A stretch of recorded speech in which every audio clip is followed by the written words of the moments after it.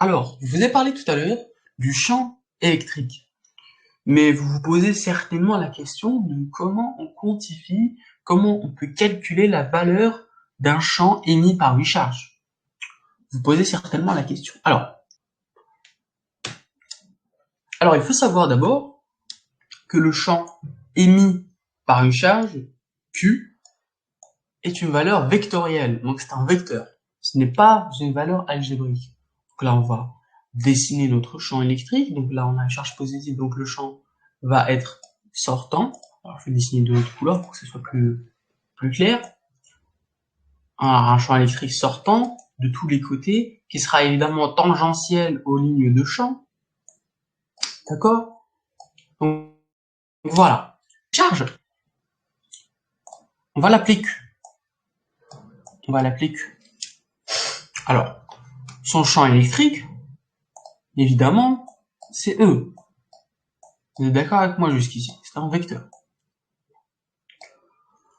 Pour quantifier un vecteur, qu'est-ce qu'il faut? Il faut deux choses. Il vous faut son orientation, d'accord? Et il vous faut sa valeur algébrique. Comment on calcule la valeur algébrique du champ électrique? Alors, c'est très simple. C'est très simple. E est égal à K, la constante universelle dont on parlait tout à l'heure, Q, donc la charge de cette même particule, sur D. Alors, vous allez me dire, D au carré, excusez-moi. Alors, vous allez me dire, mais D de quoi? Alors, très bonne question. Je vous ai dit que par le simple fait de sa présence, cette charge donne un champ électrique. Mais ce qu'on va calculer, ce n'est pas le champ électrique de cette charge, c'est le champ électrique de cette charge qui est appliqué à une autre charge. C'est ça qu'on peut calculer. Parce que, vous le voyez bien, si on n'a pas d'autre charge, on n'a pas de B, donc on ne peut pas calculer. Et dans tous les cas, le champ électrique, vous le voyez, plus cette distance se rétrécit, plus le champ tend vers l'infini, d'accord? Plus la valeur du champ tend vers l'infini. Donc, techniquement, et de manière assez irrationnelle, on peut dire que, vraiment, au contact de cette charge, le champ électrique vaut l'infini. Mais bon, voilà, il n'y a pas de champ électrique qui vaut l'infini. On va prendre en compte la distance entre ces deux charges pour calculer le champ électrique qu'émet cette charge sur celle-ci. D'accord? C'est ça qu'on va calculer. Parfait.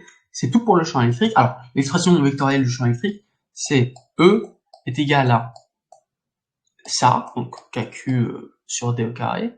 Voilà, KQ sur D au carré fois le vecteur. Donc, je vais l'appeler U. Ok, c'est ça l'expression vectorielle du champ électrique.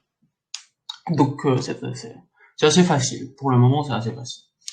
Alors, maintenant, on va passer à autre chose. On va passer aux définitions dont je vous parlais tout à l'heure. Donc, cette partie-là du cours est très facile pour le moment, parce que c'est la première partie, c'est un petit peu une introduction à l'électrostatique. Donc, il n'y a rien de bien compliqué. Je l'espère. Alors, pour les définitions, on va commencer par le potentiel. Allez. Le potentiel, il y a une équation, c'est celle-ci. V est égal à KQ sur R. Alors, j'ai écrit KQ sur R, mais je peux aussi écrire KQ sur D. C'est la même chose. Parce que D et R, bon, tout le monde l'écrit à sa manière. D c'est la distance, R c'est la distance aussi. Voilà. Ceci dit, il existe une équation qui relie directement le potentiel au champ électrique. Donc, qu'est-ce que c'est que cette équation? Alors, cette équation, elle s'écrit comme ceci. E est égal à moins grade V. Alors, veuillez m'excuser, parce que ici, j'aurais dû mettre un vecteur, et sur le grade aussi, j'aurais dû mettre un vecteur. Mais je n'ai pas les outils pour, malheureusement. Donc, je vais la laisser comme ça. Alors, qu'est-ce que ça veut dire ça? Grade, vous voyez grade, vous ne comprenez pas très bien ce que c'est. Alors, grade, c'est tout simplement un outil mathématique qui permet de transformer une valeur algébrique en un vecteur, donc V, c'est une valeur algébrique, ce n'est pas un vecteur, vous voyez, je n'ai pas mis de vecteur ici, en fait, de transformer cette valeur de potentiel en un vecteur E, tout en la dérivant. C'est ce que j'ai écrit. E est la dérivée de V, donc le champ électrique est la dérivée du potentiel, par rapport à R, donc par rapport à la distance, car R est prise comme seule variable. Alors, regardez ici, si on considère que ça c'est une fonction, V c'est Y, et ça c'est le terme pour calculer le Y. Alors, K c'est une constante, Q, bon, quand on a fixé nos charges, c'est une constante aussi. La seule chose qui peut varier, c'est R. Okay. Donc on peut dire que le potentiel ainsi que le champ électrique dépendent uniquement des variations de la distance R. Donc on peut écrire E est égal à moins dV sur dr. Donc E est égal à moins la dérivée de V par rapport à R. C'est ça que ça veut dire. Avec l'expression de E, on la connaît. Ça c'est la valeur algébrique, encore une fois. Alors, l'énergie interne, qu'est-ce que c'est? L'énergie interne, c'est l'énergie que possède un système. C'est ce que je viens d'écrire. L'énergie interne est l'énergie que possède un système composé d'au moins deux charges. Je vous donne un exemple. Si j'ai une charge négative et une charge positive, je vais écrire que U est égal à K fois Q de la charge positive fois Q de la charge négative sur la distance qui les sépare, pas la distance au carré. Si vous faites la distance au carré, j'obtiendrai la force. Là, je cherche l'énergie interne.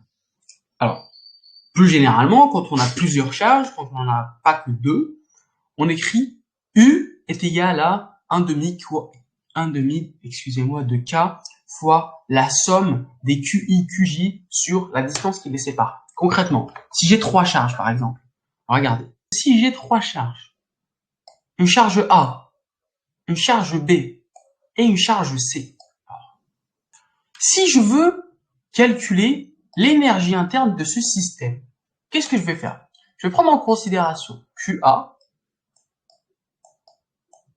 QB et QC, évidemment.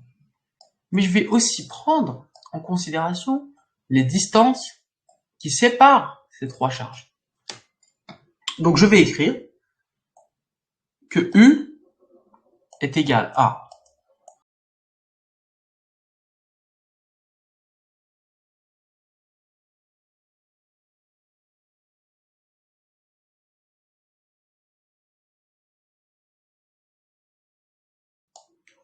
alors, concrètement, qu'est-ce que j'ai écrit ici? J'ai écrit que U est égal à QA fois QB sur AB, donc la distance AB, plus QA fois QC sur AC, donc la distance, encore une fois, plus QB fois QC sur BC. Le tout fois K, parce que K est une constante, donc je ne vais pas faire la somme des K, donc je fais le tout fois K. C'est assez facile, vous allez voir dans les applications, que ce sera très très facile. D'accord? Donc c'est ça l'énergie interne. C'est assez facile aussi. Dernière définition, c'est le travail fourni. Alors, qu'est-ce que c'est que le travail fourni? Le travail fourni, c'est tout simplement le travail qu'on doit fournir, donc qu'on doit apporter pour déplacer une charge Q d'un point A à un point B. D'accord? Donc, par exemple, je vous donne une charge Q, je vous dis de la déplacer, vous vous doutez bien qu'il faudra de l'énergie pour la déplacer. Alors, tout simplement, c'est la variation d'énergie potentielle qu'aura cette charge. Alors, cette charge, en un point, par exemple A, aura une énergie potentielle. Quand je vais la déplacer, elle va perdre de son énergie potentielle dans le point B.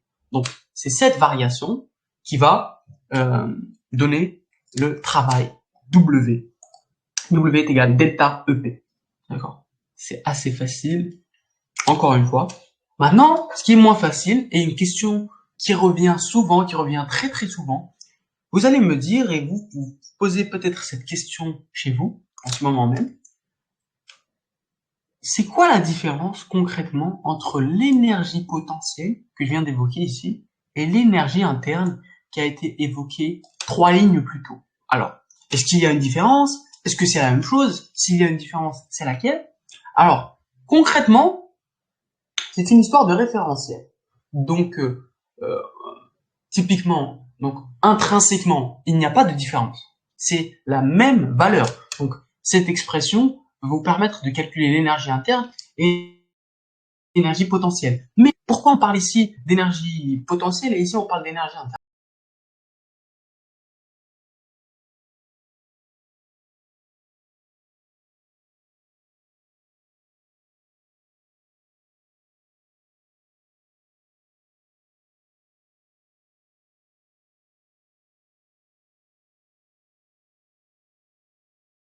Je vais prendre pour vous expliquer le cas le plus simple, le cas que vous connaissez tous. Si je prends, encore une fois, un corps d'une masse M, ok, une masse. Si je considère que ça, c'est le sol, ok, je considère que c'est le sol. Il est distant du sol d'une distance h, dans un repère évidemment orthonormé y', ok, ça vous l'avez lu au lycée.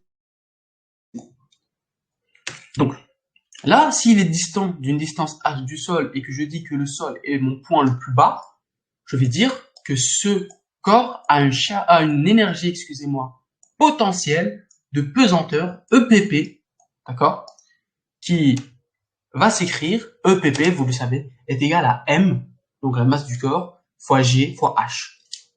Ça, c'est une énergie potentielle parce que j'ai considéré que le corps, d'accord. Je me suis référé qu'au corps. Donc, le corps a une énergie potentielle.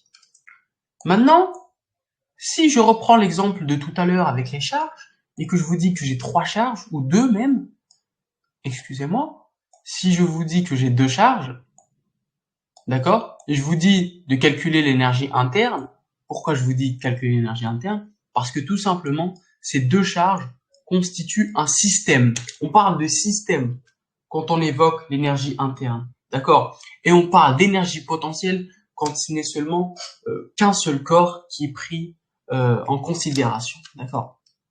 Donc c'est ça la différence. C'est exactement la même chose intrinsèquement, mais c'est les définitions qui changent, d'accord? Donc on arrive à la fin de cette vidéo. Si vous avez des questions, n'hésitez pas à me les poser dans les commentaires ou alors à, à aller directement dans la chaîne Telegram et les poser.